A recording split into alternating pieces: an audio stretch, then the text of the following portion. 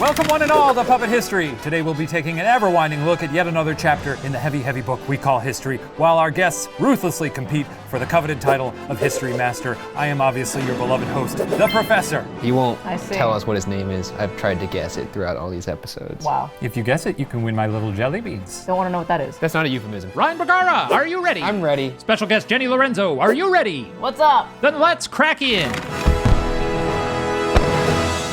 You guys want to know what you're playing for? Yes. Yeah. I mean, that's, yeah. Yeah, sure. Goal It's of the this. coveted cup of the History Master. Whoa. Ignore the hand. Ignore the hand. Man, I've always wanted a trophy. Let us first meet Violet Jessup, whose life would intersect with history in some pretty wild ways. Violet was born in October of 1887 in Argentina, where her parents had immigrated from Ireland. In her adolescent years, her dear old dad passed away, and after moving to London, Violet decided to help her mother support her siblings by taking up a job as a ship steward. What kind of ship we talking here? Like a cruise ship or like a I think generally cruise ships. She's applying to like liners, which are like a carnival cruise kind of thing? Yeah. I've actually never been on a cruise. Are they fun? Have you guys been on cruises? Yeah. I haven't actually. Been around the Caribbean a couple times. If you go on like Royal Caribbean, they have like a park now on one of the damn ships. They got lazy rivers though now, I think. They have like skating rinks and No, like all right, I said, let's not get a the park. professor on his lazy river. I love tangent. lazy rivers, man. I'd love to die on a lazy river. If he doesn't end his life face down in a lazy river in Boca Raton, then he didn't live a life worth living. That's how I want to go. Just imagine me floating. We're telling a history story Oh, here, yeah. right? I'm imagining, yes. So she wanted to be a stewardess on a He ship. wanted to be a On a shit. She wanted to be a But, shit stewardess. From the get-go, she had a rough time nailing her interviews. Don't we all? For some history points, Oh yeah. can you guess why? A, she was considered too attractive. B, she was considered too unattractive. C, she smelled of boiled ham. All right, Ryan Bergara, what have you chosen? You don't have to say my full name. Ryan Bergara. I put C. Boiled ham emanating from someone's pores is very funny to me, especially in a small room with high stakes. Jenny, what'd you put? I chose B because the stewardess industry has always been pretty vain, especially with airlines. You had to look That is hot. true, unfortunately. So I would assume it applies to cruise ships as well. Yeah. Well, let's find out. Yeah, he All keeps right. doing that. He keeps passing out and then the curtains go down. It's very I don't know if alarming. he was vomiting or passing it. Oh, my jelly beans. Vomiting or passing it.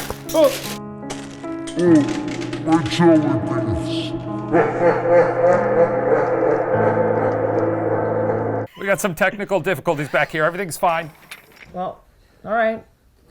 You need a hand. Oh, my jelly beans. Yes, come in, sit down. I'm a crusty old sea dog. Hello. Yes, I'm Violet Jessup. I'm here about the stewardess position. Are we facing each other? Yes? Yeah. Yes, Okay, you good. are. Now wait, hang on a second. You're here for the what now? The stewardess position, sir. I'd like to be of help at sea. A stewardess? A beauty such as yourself?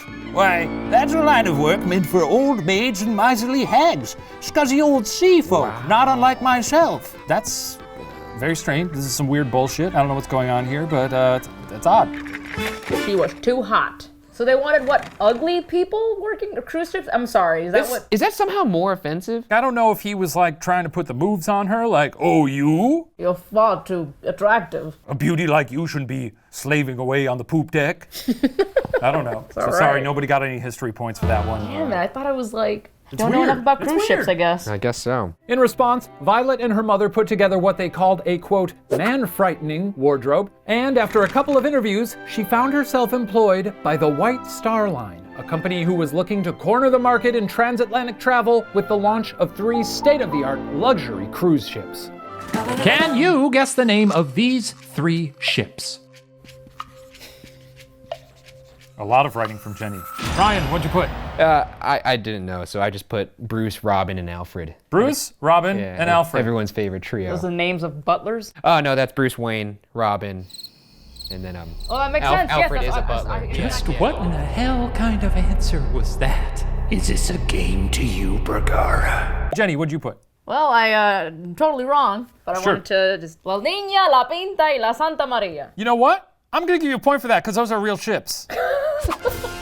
So you're off to a great start. This I'm is just so excited. This is consistent with what he's been doing. I haven't won a single damn game. You tied. And this is not an No, assault no, on you, no. Jenny. This guy is creating points out of thin air like he's Drew Carey on Whose Line I Is was It about Anyway? to say that. It's arbitrary. It's all arbitrary. Fuck, was that my phone? I think so. Nah, rest in peace. Well, the ships were the Olympic, the Titanic, and the Britannic.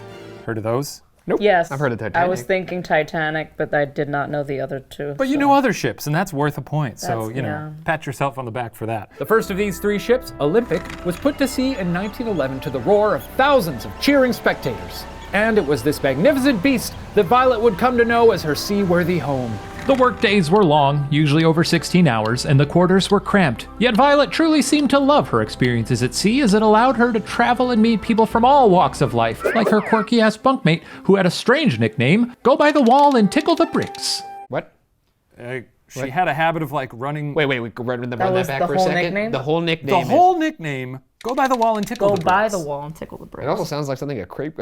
I mean, at that point, you just call her like the Tickler or the Brick Tickler. Just try saying that after even hey. Hey, go by the wall and tickle the bricks. Come over here and look at this. Come out into the living room. what, though? Go by the wall and tickle the bricks. Hey, it's go by the wall and tickle the bricks. This gig was different than others that Violet had done because in this one she had to deal with a lot more Americans than usual. How did Violet find that experience? A, she found Americans surprisingly appreciative. B, she found Americans surprisingly rude. C, she was thrown overboard by William Howard Taft. All right, that's next level. Ryan? I'm gonna go with the opposite of what I think actually happened. Americans are nice and lovely. Option A. Okay. Jenny? Bitch went overboard. Oh, wait, he drew her. Well, let's find out what happened. Oh, that was a fast one. That was a fast wardrobe. I'm getting better. I'm getting Getting better. Oh, can I help you with anything, man? I love your fashionable 20th century American clothing and that you're not a reused puppet from another episode. Oh, thank you. Yes. Oh, fuck. Hang on, my computer screensaver went on. Yes, if you'd be a doll and get me a cup of tea. Oh, yes, ma'am. But know that you are an individual. Yes, ma'am. Thank you, ma'am. And a hot towel as well. But you are not, you hear me, you are not a cog in a wheel. Right away, ma'am. You are a strong and some fresh linens, independent woman. And I respect you. Very good, ma'am. God damn it. Damn, America, what happened to you? I'm finally gonna win one. In her memoirs, Violet said, quote, Americans seemed to recognize that you were there to make their trip more comfortable and pleasant, and often observed that the work could not always be easy to accomplish. They were like kind of, you know, demanding, but chill? But I feel like so many people nowadays, the shit I've witnessed. We're Sure. all not Well, painted times with change, one you know. brush, Times have though. changed. You know, there's shades of gray to every Of person. course, of course. You know, this was before America became back-to-back World War champs. That's so, true. You know, we probably got real cocky and shitty after that. That's right. The Olympic was outfitted with state-of-the-art safety measures. It had 15 bulkheads, each sealed off by watertight doors, which meant if part of the hull took any damage, it could be isolated to prevent the vessel from sinking. Unsinkable, you could call these Olympian ships. This was put to the... Stop spinning. This was put to the test on September 20th, 1911, when the Olympic accidentally collided with the British cruiser HMS Hawke. Now, it punched a big old nasty hole in the Olympic's hull, and yet, the ship didn't sink. So, you know, great. After some time, Violet was offered a new opportunity by White Star, and this one, oh baby, it was juicy. Violet recalled the celebratory air as the ship pulled out of the harbor. Gently, Titanic disengaged herself from the side of the dock, and we were off on a soft April day. Who could foretell whether it would be farce, sweet comedy, or tragedy? Can you guess whether the voyage of the Titanic would be A, a farce, B, a sweet comedy, or C, a tragedy? Feels like that's kind of more like a personality test than. Oh, grim. That was hilarious. I'm going to guess you're both going tragedy on that, so I'll give you a couple points. Don't. All right, well, Doesn't mean anything. What was the point of you in that? Yeah, it was just a joke. We all know that thing sinks. Sinks like a rock, baby. Well, That's true. On that fateful night of April 14th, 1912, Violet had settled into her bunk and was just about to turn in when a thunderous, ripping sound startled everyone on board. She heard faint murmurs in the hall and turned to her roommate Anne, who said in a tone so calm that even Violet thought it was hilarious, "Sounds as if something has happened." This is Yeah. when the hole was hit by the When, ice. when Titanic Hit hit the an iceberg. iceberg. She recounts it in her memoirs. Her roommate said that, and she just started laughing.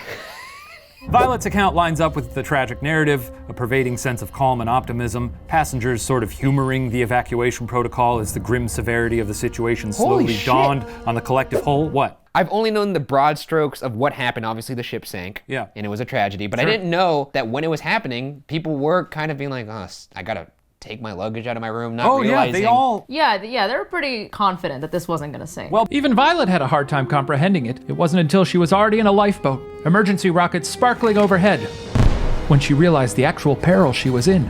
Quote, looking along the length of the ship, I noticed the forward part of her was lower now, much lower. For a fraction of a second, my heart stood still, as is often the case when faith, hitherto unshaken faith, gets its first setback. Ugh, grim. She didn't realize there was a bad thing happening until she was on the lifeboat? I think even then they were like, get on the lifeboats, everything's fine, this thing's not going down, we just gotta get off of it. Because she also, when she was out on the boats, first realized that there weren't enough boats. She started doing the math, realized things were gonna get pretty bad. there was only like, what, 20 boats? I don't know how many boats there were. Sorry. So Violet ended up being one of the lucky few rescued by the Carpathia. She was no doubt rattled by the whole affair and gutted by the loss of so many of her dear friends, with more than 1,500 of the 2,224 people aboard perishing. But Violet also needed to make a living. So what did our gal Violet do next? A, she went to work for rival ship line Cunard. B, she sued the living hell out of White Star. Or C, she took a job on another White Star ship. Oh, God. I really want B to be true, but Ryan, you're going with, what are you going with? yeah, I'm going C. You're going C. Jenny? C. I'm going C as well. Okay. She just doesn't sound like she had the trauma to avoid it again. All right. History points for you both. Yeah. Well, she spent her time with a few other shipping companies, and with the coming of World War I in 1914, she even threw her hat in the ring as a nurse with the British Red Cross. But by 1916, she was back in the employ of White Star on their third Olympian ship, Britannic. By the way, did anybody else sue White Star? You know what? I don't know. Maybe do a little research next I time. would hope so. You got any books in that satchel? Shut up. Now, Britannic was meant to improve upon the Titanic in every way, including luxury and, obviously, safety. It featured a double-skin hull, an additional watertight bulkhead to prevent it from sinking in under 3 hours. It also boasted private guest bathrooms and a full gymnasium. Maybe for hooping? I don't know. Pass that rock around, you know, bunny hopping through the pea patch. And one? You were right on for the first two. Bunny What is hopping this through jargon? He was trying to make sports references. I was just talking What's about a sport? I don't. Yeah, and one. And don't just say and one out of And context. one. That doesn't work. And one. Stop saying and one. Anyway, that's cool and all, but again, war happened, so this luxury ship was very quickly converted into a hospital ship, which kind of sucks for the ship, I guess. They just slapped some green paint on it and a big red cross. They gussied up the first-class dining rooms into operating theaters. Bing, bang, boom. That ship's a hospital now. That's pretty sick. Operating theaters. Operating theaters. Jesus. I never got that, by the way, that they would have theater or audiences for surgeons back in the day. Oh, yeah. Well, it was generally med that was for students. med students, but they also, I read, let general public come in if they wanted. Oh, what's going on here? You're providing some facts now? I mean, somebody has to. Oh, shit. Whoa! He's having a conniption. He's having He's about to take out a little pistol from that satchel. All right. Now, Britannic also had a unique captain in one Charles Bartlett, who went by a very curious nickname. What was his nickname? A, Unsinkable Chuck. B, Iceberg Charlie. C, Buoyant Bartlett. Oh, those are all fucking good. Okay, Ryan, what'd you put? I put Iceberg Charlie. You put Iceberg Charlie. I love it. Jen? I put unsinkable Chuck. Unsinkable Chuck. It was Iceberg Charlie. Point for Ryan. I'm gonna win one today, guys. Maybe. I can feel Who it. I can knows? feel it in my bones. Yeah, he was known for his ability to steer around icebergs. So, Do you think that was the only question they asked? Yeah. Perspective. Can Captains. you move around an iceberg? Yeah. You got you're it. hired. On the quiet Sunday morning of November 21st, 1916, the Britannic was making its way through a channel in the Mediterranean. One of her fellow nurses was a bit under the weather, so Violet, ever the pal, was fixing her up some breakfast in the ship's saloon. What happened next? A, Violet's eggs gave her severe food poisoning. Ugh. B, Iceberg Charlie began choking on a piece of ham gristle. Or C, the ship struck a German mine. All right. I'm gonna Sounds like a shit show. Ryan, what'd you go with? I'm gonna go with A. I think it was a shit show. Jenny, what you got? I'm gonna go with B, a different kind of shit show, because she's like trying to help her like sick friend, and then all of a sudden this dude's choking on a Sure. piece of ham, whatever. Sure. Oh my god, if he dies, she's like an angel of death almost, everywhere she goes. That'd be spooky. The air of morning cheer was brought to a thundering halt with a dull, deafening roar. As the ship shuddered beneath their feet, Violet recalls that, quote, men dropped what they were doing and jumped over presses with agility of deer. In seconds, not a soul was to be seen, and not a sound had been uttered. It was a German mine. Oh, well, or did she work on another ship? I would not hire this woman under can't any deter me. circumstance. She's, Any ship she gets on is a death trap now. A harbinger of doom. So this whole commotion contrasted starkly to her experience on the Titanic when everyone sleepily packed up odds and ends and shuffled to the deck unhurried. But despite the frenzy, Violet felt little fear this time around because she knew the drill. Someone's cocky. This ain't my first boat sinking.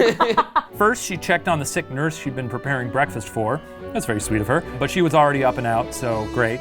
Then she grabbed a clock, a prayer book, and a toothbrush, since she remembered desperately searching for one when she'd been rescued by the Carpathia. Tweeting out, about to sink, whoa. Sucks. See you bros later. That's exactly what would happen today.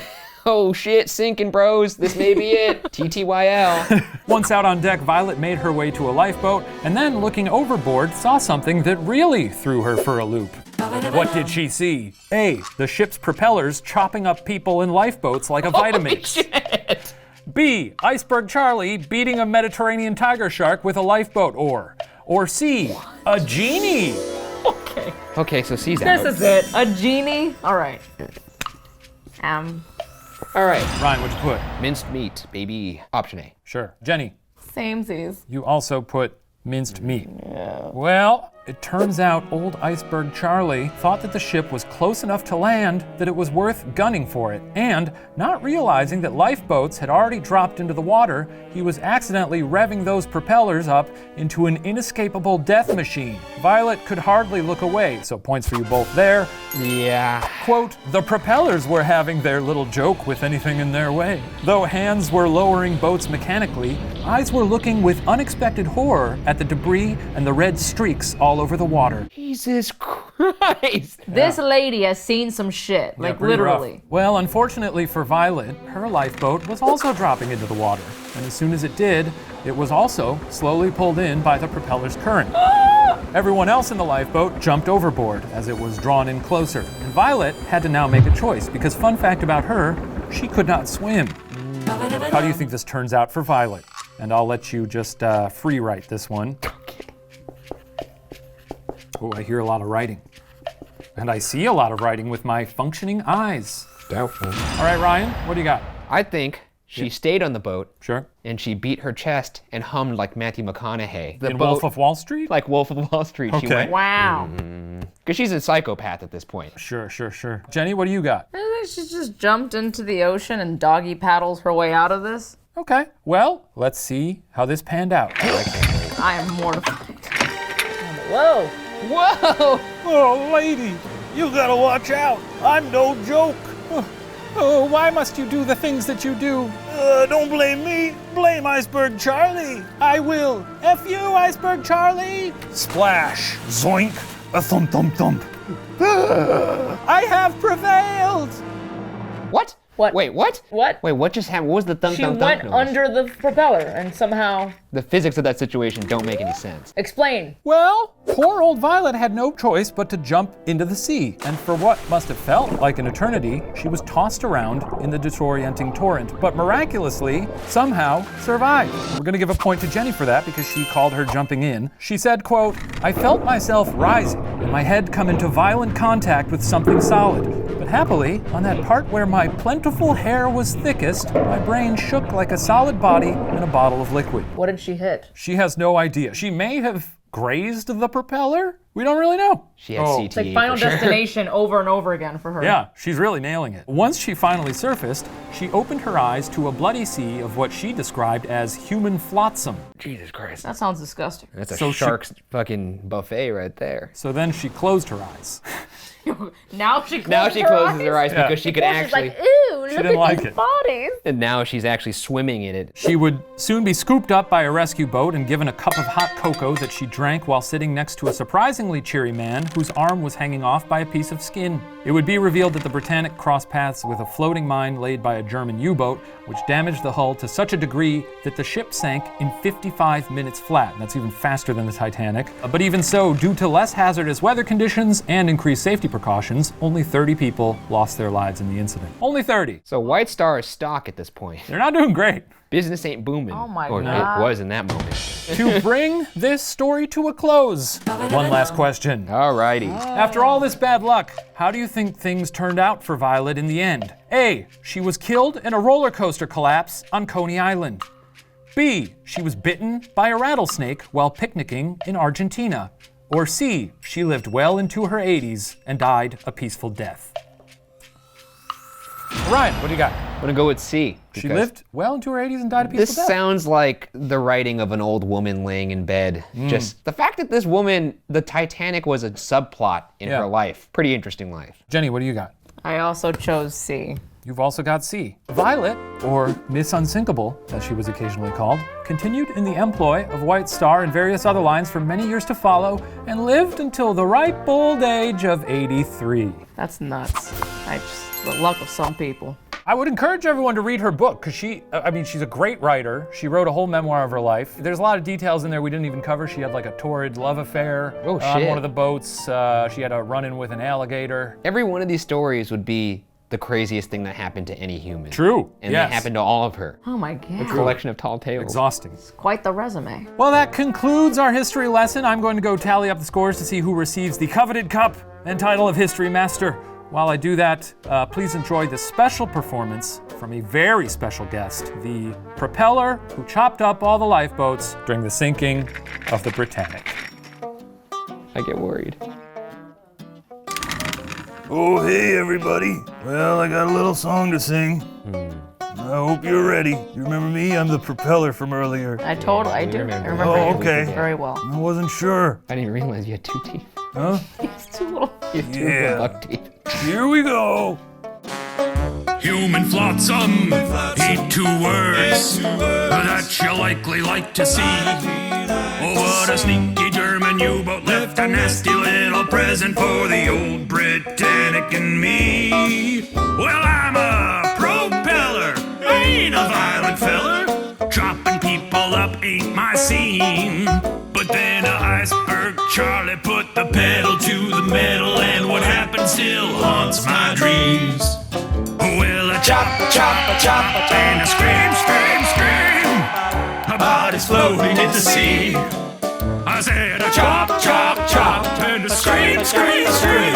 How'd this blood get all over me? I'm a propeller, an awfully sorry fella. And all I ever wanted was a life of luxury. But World War I, it ruined my fun. My life is misery.